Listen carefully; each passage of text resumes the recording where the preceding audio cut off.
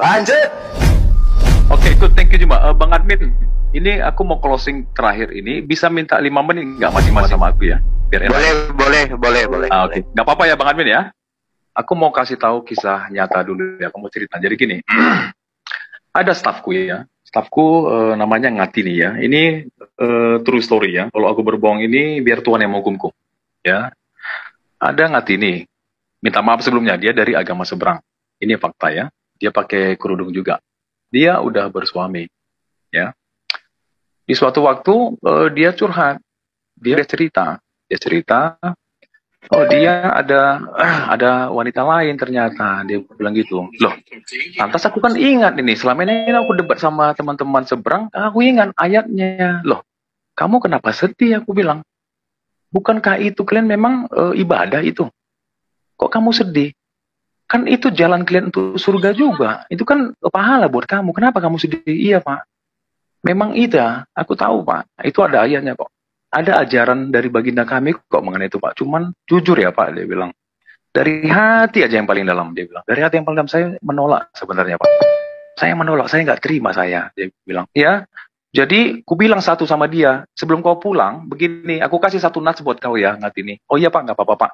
Kita damai kok Pak. Iya, aku nggak memengaruhi kau. Nanti kamu baca ya Ngatini, Matius 24 ayat 26. Gini katanya.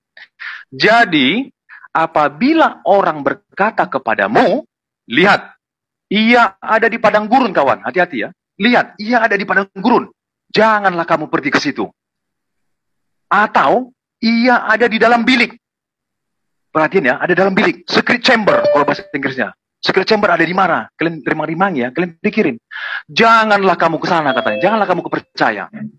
Ya, itu hati-hati. Ini maknanya dalam banget. Kalian renungin hari ini. Oke, thank you. Ya, ini giliran saya. Ya, kalimat terakhir data yang saudara bawa di dalam kitab Anda itu jelas.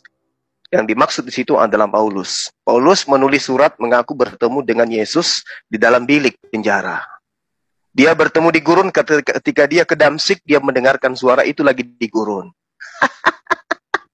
Jadi waspada terhadap Paulus karena dia menuliskan mengaku bimbingan Roh Kudus di dalam bilik penjara. Kemudian waspada kepada Paulus karena dia ngarang-ngarang cerita bertemu dengan Yesus ketika di padang gurun menuju ke Damsik. Oke, jadi ketika Anda bercerita tentang kejadian-kejadian kayak begitu, saya ini pimpinan loh di kantor. Ya. Saya area manajer Sulawesi Selatan dan Barat. Staf saya banyak. Dan tentu ada yang beragama seperti agama Anda. Tapi saya nggak tega cerita di sini karena mereka anak-anakku. Mereka stafku. Biarpun beda akidah, mereka adalah staf saya. Ya, ini live dan didengar oleh keluarga saya dan orang-orang sini. Jadi ketika saudara menceritakan hal itu, seakan-akan Anda ingin cuci botol gitu loh. Ya, padahal di kitab Anda bertaburan perintah bersundal, lalu kemudian dipraktek dalam kehidupan sehari-hari. Kita lihat ke barat. Lihat ke barat. Kayak mana kehidupan orang di sana? Apa agama mereka? Mereka ngaku anak-anak Tuhan. Apa kitab mereka? Mereka mengaku kitabnya mereka Alkitab. Apa rumah ibadah mereka? Mereka mengaku rumah Tuhan. Coba. Kurang apa lagi coba? Anak-anak Tuhan loh. Tapi apa kelakuan mereka? Itu yang perlu Anda sadari. Anda membawa surah Al-Baqarah adalah hal yang sangat-sangat sulit dalam kehidupan umat Islam untuk melakukan itu. Saya sudah menguraikan lebih dulu ya. Tinggal bagaimana kemudian Anda bisa memahami. Hosea 14 nomor 14, Anda nggak bisa menjawab. Hosea 1 nomor 2, berfirmanlah Tuhan kepada Hosea, pergilah kawinilah seorang pesundal, dan peranakkanlah anak-anak sundal. Ini perintah. Kalau kamu tidak jalankan, berdosa kamu. Ya, Hosea 3 nomor 1, pergilah lagi cintailah perempuan-perempuan yang suka bersundal dan bersinar. Perintah. Yesaya 23 nomor 18, laba dan upah sundalmu adalah suci bagi Tuhan. Data. Hakim-Hakim 19 nomor 24, tetapi ada anakku perempuan yang masih perawan dan juga aku punya gundi orang itu, baiklah aku bawa keduanya keluar dan perkosalah mereka, perbuatlah mereka sesuai dengan apa yang engkau pandang baik. Ya, tetapi terhadap orang ini janganlah kamu berbuat noda. Perintah itu. Aku punya anak perempuan masih perawan.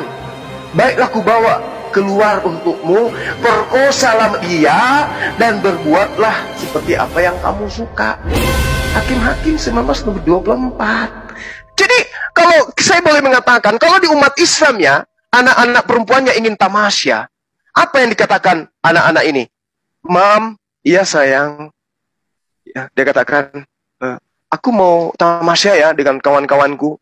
Di mana? Di wisata Rumah Hobbit Pelangi. Oh iya, anakku berapa hari? 3 hari, Mam. Jangan lupa bawa mukena ya sayang.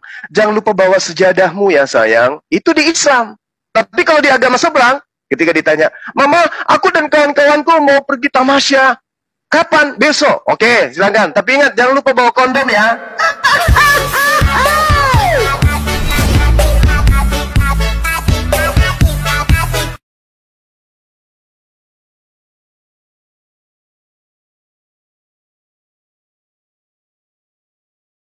Jadi agama Kristen ini muncul bukan pada zaman Yesus.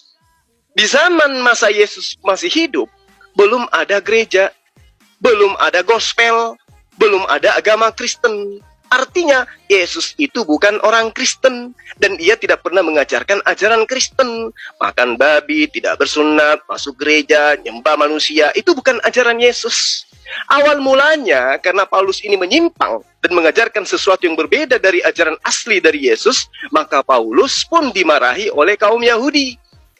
Paulus seringkali berantam dan menghadap konflik perselisihan dengan para murid-murid dan pengikut asli Yesus. Diterangkan di dalam Kisah Para Rasul 15 ayat 39. Hal itu menimbulkan perselisihan yang tajam sehingga mereka berpisah. Barnabas membawa Markus berlayar ke Siprus, tetapi Paulus dia lebih memilih ke Silas. Pertentangan. Kisah Para Rasul 22 ayat 22. Rakyat mendengar Paulus, ya. Rakyat mendengarkan Paulus sambil berkata dan berteriak kepada Paulus, "Enyahlah orang ini dari muka bumi, ia tidak layak hidup." Coba baca itu kitab Anda. Jadi akhirnya Paulus ini memisahkan diri ke daerah Antioquia. Di sanalah Paulus membentuk agama baru berbeda dengan ajaran asli Yesus. Lalu mendirikan tempat ibadah yang merupakan perkumpulan orang-orang yang bergulung. Nah, jadi saya katakan Paulus mendirikan agama baru itu di Tarsus, di Antioquia. Itulah agama Kristen. Dan itu bukan ajaran yang diajarkan oleh Yesus. Yesus mengajarkan ajaran Taurat, tidak boleh dihilangkan sebelum langit dan bumi ini lenyap. Itu ajaran Yesus. Hidup kekal itu adalah mereka mengenal engkau satu-satunya Allah yang benar dan mengenal aku cukup sebagai utusanmu. Itu konsepnya Yesus. Kalau Kristen, ya lewat ajaran Paulus, mengajarkan menyembah kepada Yesus. Yesus tidak pernah mengajarkan Kristen, tetapi yang mengajarkan Kristen itu adalah Paulus. Jadi Anda boleh bangga sebagai pengikut Paulus, tetapi jangan bermimpi Anda adalah pengikut Yesus. Anda adalah pentuhan Yesus. Itu yang benar.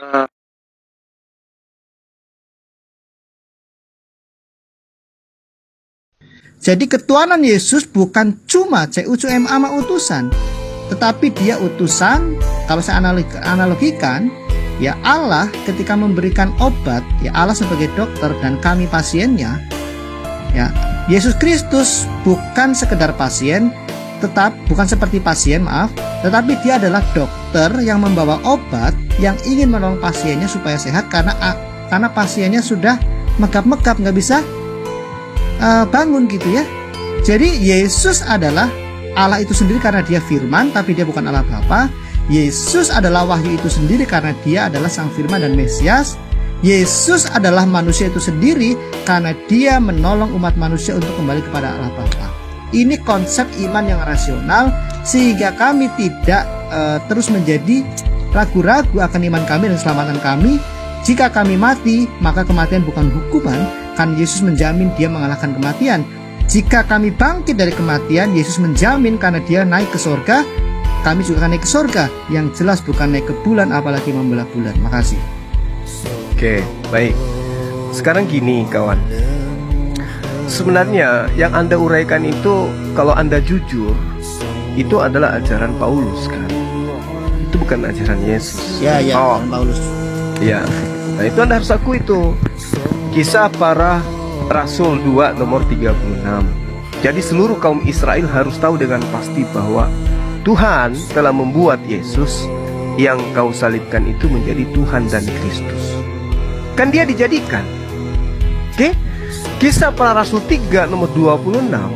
Dan bagi kamulah pertama-tama Tuhan membangkitkan hambanya dan mengutusnya kepadamu, supaya ia memberkati kamu dengan memimpin kamu masing-masing kembali dari segala kejahatan. Terakhir, Roma 14 nomor 9. Sebab untuk itulah Kristus telah mati dan hidup kembali, supaya ia menjadi Tuhan, baik atas orang-orang mati maupun atas orang-orang hidup. Berarti ketuhanan Yesus itu ditopang oleh kematiannya, lalu dijadikan Tuhan oleh teman-teman Kristen. Dan ini semua adalah pola Kristen. Yesus tidak tahu menahu tentang itu. Itu simpulan dari saya. Demikian. Saya kira cukup.